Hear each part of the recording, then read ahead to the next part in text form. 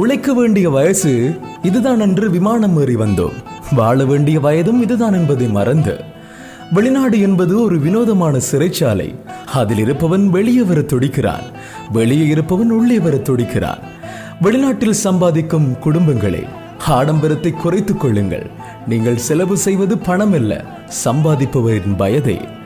என்னை வளர்த்த பெற்றோரின் கடைசி காலத்திலும் இல்லாமல், நான் பெத்த பிள்ளைகள் வளரும் தருணத்தில் இல்லாமல் என்ன வாழ்க்கை இது?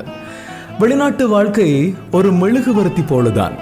தூரத்தில் இருந்து பார்த்தால் ஒளி மட்டும்தான் தெரியும்.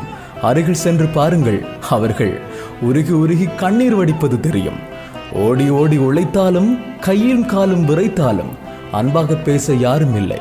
காசு என்பது நிற்கவில்லை, கடன் தொல்லை தீரவில்லை, சொன்னாலும் யாரும் நம்பவில்லை.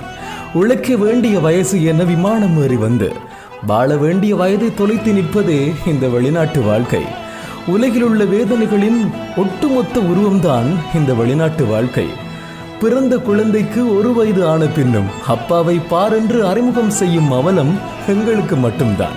உனக்கென்ன விமான பயணம், வெளிநாட்டு ராஜ வாழ்க்கை என்று ஊருக்கு போனதும் உள்ளூர்வாசிகள் எங்களை பார்த்துவிடும் பெருமூச்சு வளைகுடா நாட்டின் அரபு நாட்டு வெப்பத்தை விட சற்று அதிகமாகவே சுடுகிறது. கல்யாணம் முடிந்த பிறகு வெளிநாடு போகும் தருணம் என் கருவை சுமக்கும் மனைவியையும் சேர்த்து என் நெஞ்சில் சுமந்து கொண்டுதான் விமானம் ஏறுகின்றேன். வறுமைக்காக அயல்நாடு